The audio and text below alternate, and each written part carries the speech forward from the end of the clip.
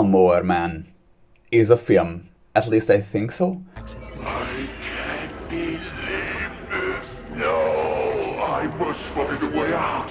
No. Can't let you do it, Joe. Yes, me. You did this. I was looking for a movie to make my first review on, and this one always seemed kind of bizarre in an amusing way. When I found out that the original short story was only like 6 pages long, I decided to read it and watch the movie, hoping that it would be kind of a so bad that it's good experience. Unfortunately, I was wrong. It was mostly pretty boring, which might be partly my own fault as I watched the director's cut, which was 30 minutes longer. Now, originally, I wanted to do more of a typical review on it, but because I can't really recommend this movie, I'm going to do more of a summary of it in hopes of making it more entertaining than the actual thing. To begin with the short story, I have to tell you that it's kinda decent and I can recommend it. It was written by Stephen King, and it's actually pretty bizarre. It's about an honest good American Republic guy called Harold, who wants his lawn mowed. He calls a strange service that provides lawn mowing. However, when the specialist arrives, it becomes quite apparent that there is something demonic going on. The lawnmower works by itself, and the specialist is going around naked eating the cut grass. It turns out that for the magic powers, this company is making human sacrifices to operate, and by now you can probably figure out what will happen to poor Harold.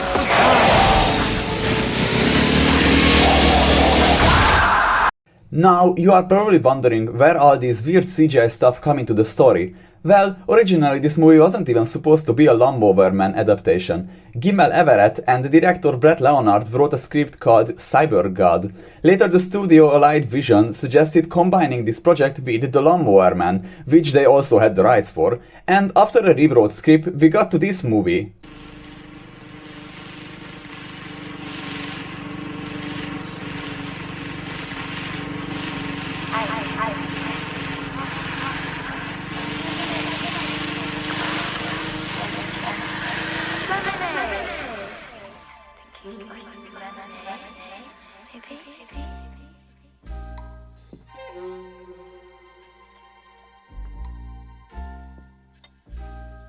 It's so hot today, Joe. Why don't you come up for a cold glass of lemonade?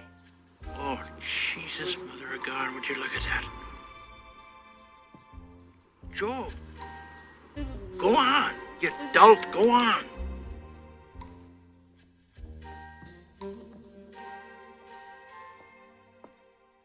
Now that we have all that information, I think we can begin looking into how the movie actually turned out. We start out in a laboratory where two characters argue about the fate of a chimpanzee. Apparently they are conducting experiments on the monkey to create a super intelligent war weapon. As one would do with any weapon of mass destruction, they leave the hyper intelligent monkey in an easy to open cage with little to no supervision. The monkey escapes and the movie basically turns into RoboCop. Threat. Targeting. Quiet.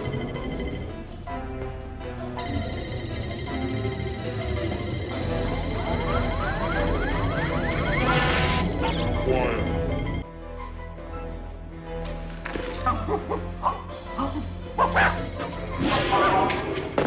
The monkey gets away and somehow it arrives at a church off screen. Wait, how far is the testing facility? Is it just outside town? Anyway, we meet our hero Job, whose main character trait is that he is dumb. So dumb in fact that he just built an entire lawnmower by himself? You finished Big Red. Yeah.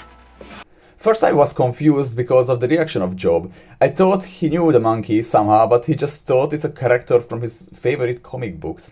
This is the one I like, Cybo Man. See that? That's you.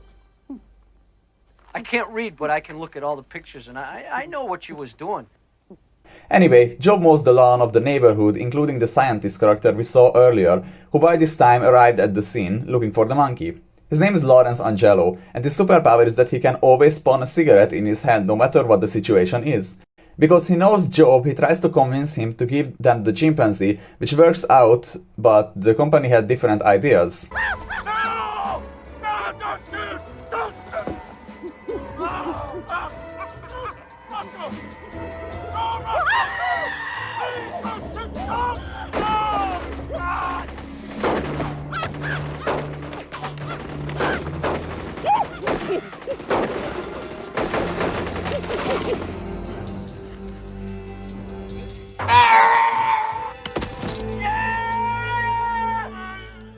The highly evil company lets eyewitnesses off really easily, and the priest hits Job, by the way, because he was sad that Cyberman died, or I don't know. In the next couple of scenes, we get to know more about our main character. We see his friends and enemies, and holy shit, all these characters feel like they are from a Dhar Mann video with how one-dimensional they are. Hey, Jake. That's dangerous. You forget who you're talking to, half-wit? That's dangerous. You shut Job, Job, boy, go ahead and finish what you're doing He's there. smoking, Terry. That's right, I'm smoking. Why don't you shut the fuck up and fill up your gas tank? Jake, he don't mean no harm. Jake, how's your old man doing? Worse than ever. I gotta do everything around here. Everything. I gotta wash the pumps. Here, a little nectar of the gods.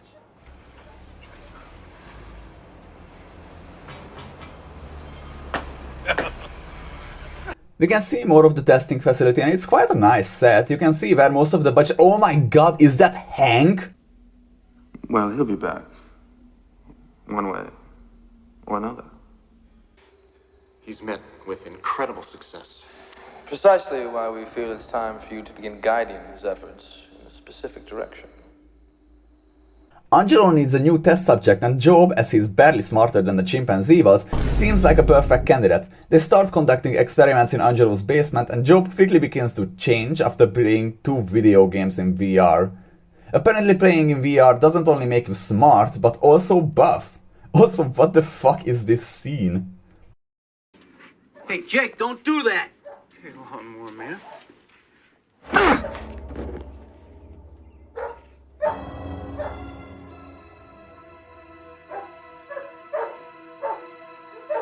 Angelo wants to get more serious with the experiments, so he and Job go to the lab where he spends his entire day on Reddit to become the ultimate mod. Aesthetic and historical perspective of expressionism as typified by Van Gogh and Gauguin lead directly to quantum mechanical thought through the direct line of Gauguin geometry and non-physicist thought. Now, factors besides high sensitivity or high quantum efficiency are generally control effects, successful use of these photoconductors, dark resistance to electrical performance of others. More advanced photoconductors rely heavily on reconstruction theory, real-time design, ion implementation.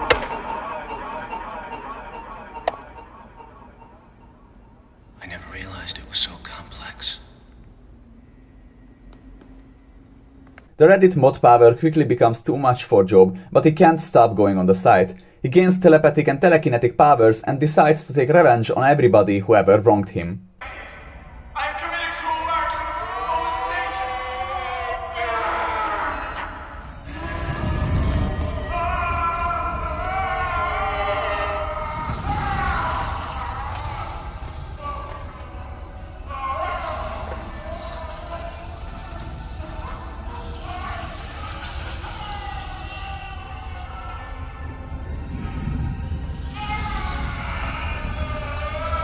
Later.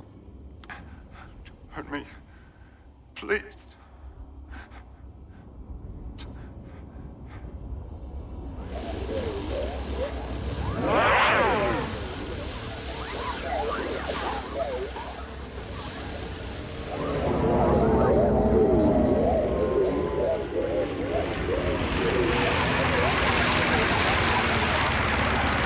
Lawnmower man's in your head now, Jake. There's no escape.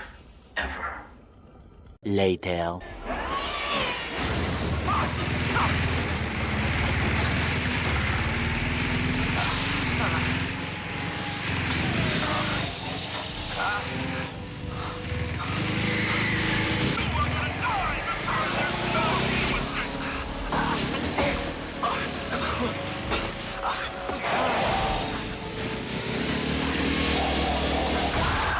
Later he even decides to restrain Angelo and use his wife to kill a bunch of agents.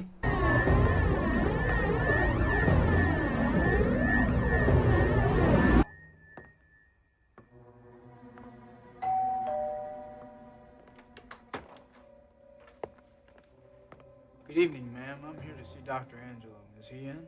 Yes, he is. I'll get him for you.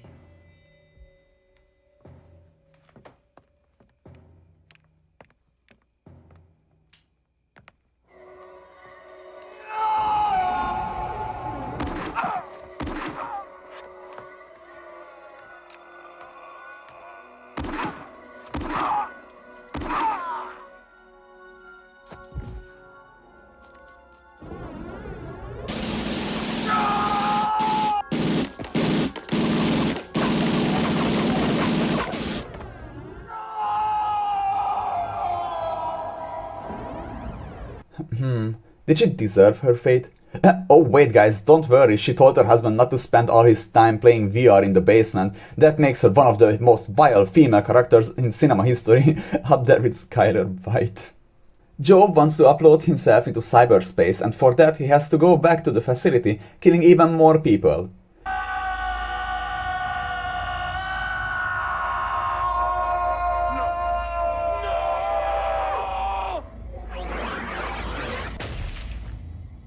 He hooks up to VR and then immediately tries escaping for some reason, and while doing that he drops one of my favorite one-liners. Access denied, access denied, access denied, access denied, access denied.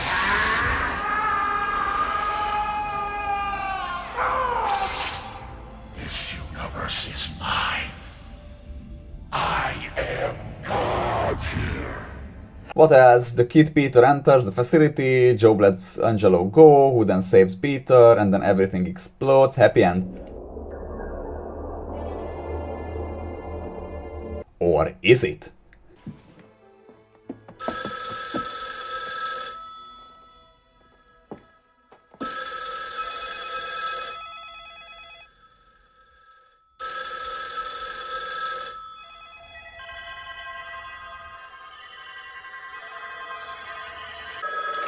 Yeah, most have it, most speaking. Is Jacques there?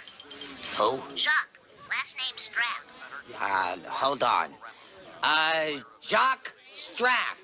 Hey, guys, I'm looking for a Jacques Strap. So now Job is in cyberspace, and that's the end. Overall, if I had to give the movie a rating, it would be a 2 out of 10. Now, I'm not going to deny that for the people involved, this might have been a passion project. The creators wrote the story because they actually were interested in virtual reality and wanted to tell a story about it. Stephen King liked it, and as we know, he doesn't like anything, but still sued the studio to remove his name from the title because the movie had nothing to do with the original story of his. And while I find most of the movie boring, I do have to admit that there are some wacky and creative concepts sprinkled throughout.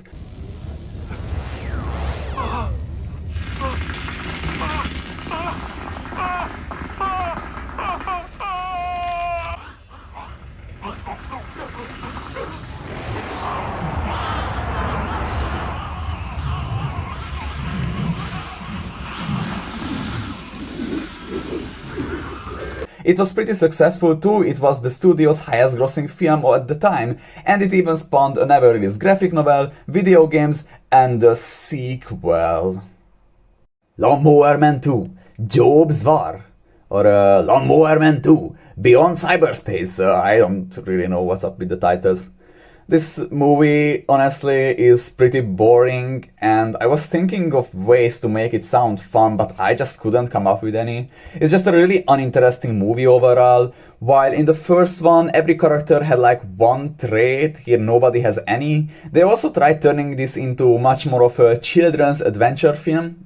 Before watching it, I wanted to summarize it like the first one, but nothing really happens here. They find Job in the piles of the test facility and make him create a world in VR. Then our main characters, who I don't even remember the name of, team up with the guy who invented VR and then do a bunch of stuff I don't remember and then defeat Job, and then the movie ends happily, and that's it, summary done. The only remotely entertaining part of the movie is the acting. He's watching. You won't jack in. Jack in, jack off. What's the difference? Scared of the boogeyman, Doctor? You can at least humor me with a point of view, can't you? It's a pleasure to finally meet you, Doctor. I feel like we're almost... I'm blushing. Family. I don't think so, Job. Don't be so sure. Incest. The game the whole family can play. My brother's my daddy. Later. I recovered the ship! You betrayed Peter, Job! You sold your soul for nothing! You don't even have enough power to destroy me!